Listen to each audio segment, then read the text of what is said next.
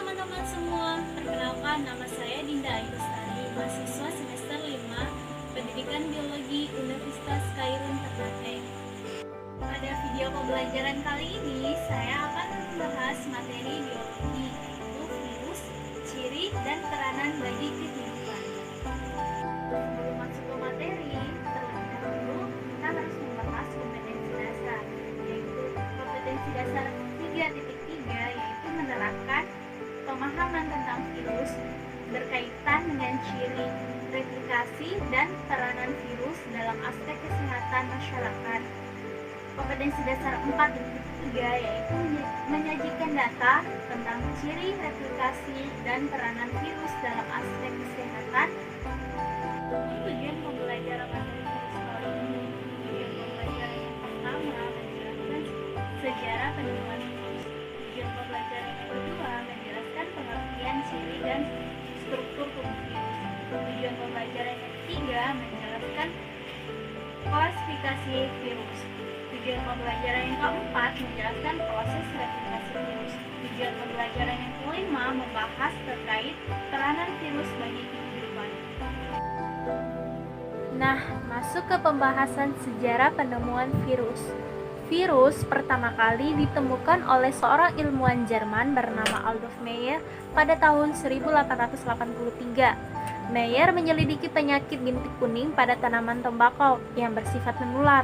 Ekstrak daun tembakau yang terkena penyakit bintik kuning ini disuntikan pada tanaman tembakau yang sehat. Ternyata menularkan penyakit bintik kuning. Pada tahun 1892, oleh Ivanovsky, ekstrak daun tembakau yang terkena penyakit bintik kuning ini disaring dengan saringan bakteri. Hasil penyaringan itu masih menyebabkan penyakit bintik kuning jika disuntikan pada tanaman tembakau yang sehat. Berdasarkan penemuan itu, dapat disimpulkan bahwa penyebab penyakit itu berukuran sangat kecil, lebih kecil daripada bakteri, karena lolos dalam saringan bakteri. Pada tahun 1896, seorang ahli mikrobiologi Belanda bernama Martinus Bengenbroek melakukan percobaan terhadap penyakit bintik kuning tersebut. Nah, hasil percobaan ini menunjukkan bahwa patogen penyebab penyakit itu hanya berkembang biak pada makhluk hidup. Pada tahun 1935, seorang ilmuwan Amerika Serikat bernama Wendell Meredith Stanley mencoba mengkristalkan patogen itu. Walaupun telah dikristalkan, patogen tersebut mampu menimbulkan penyakit bintik kuning jika disemprotkan pada tanaman tembakau yang sehat. Stanley memberi nama patogen tersebut dengan nama tobacco mosaic virus atau TMV, virus mosaik tembakau. Nah, teman-teman, sekarang masuk ke pengertian virus. Virus berasal dari bahasa Latin virion yang berarti racun atau bersifat membunuh. Virus sendiri sering disebut sebagai agen pembawa penyakit dengan menyerang sel makhluk hidup. Nah, teman-teman, masuk ke pokok pembahasan ciri-ciri virus. Ciri-ciri virus terdapat 4, yaitu yang pertama, berukuran mikroskopik antara 25-300 nanometer. Yang kedua, bersifat parasit obligate intraseluler, yaitu hanya dapat hidup pada sel inang atau host spes yang hidup. Yang ketiga, bersifat aseluler, yaitu tidak mempunyai sel. Yang keempat, hanya memiliki salah satu asam nukleat, yaitu DNA atau RNA dengan selubung protein yang disebut dengan kapsid. Struktur tubuh virus antara lain yang pertama terdapat kapsid, yang kedua salah satu asam nukleat yaitu DNA atau RNA, yang ketiga leher, yang keempat selubung ekor, yang kelima serabut ekor, yang keenam papan dasar, yang ketujuh jarum penusuk. Klasifikasi virus.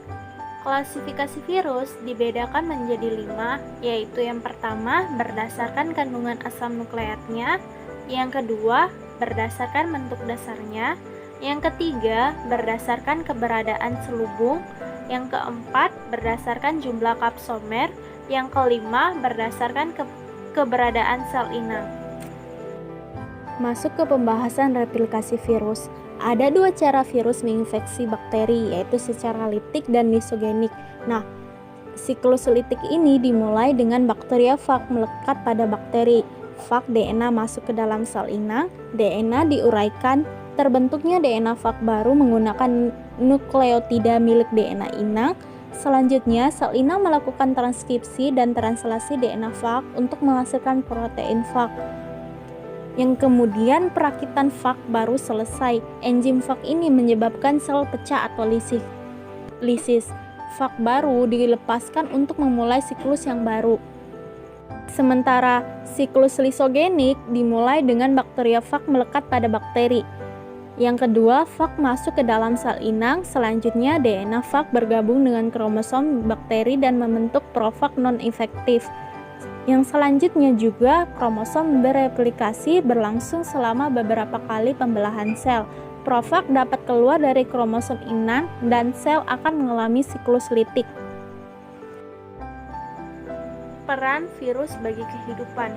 Peran menguntungkan virus yaitu yang pertama sebagai biopestisida dalam mengurangi hama yang menyerang tanaman, yang kedua sebagai peta kromosom, yang ketiga sebagai pembuatan vaksin, yang keempat sebagai pembuatan antitoksin, yang kelima melemahkan bakteri.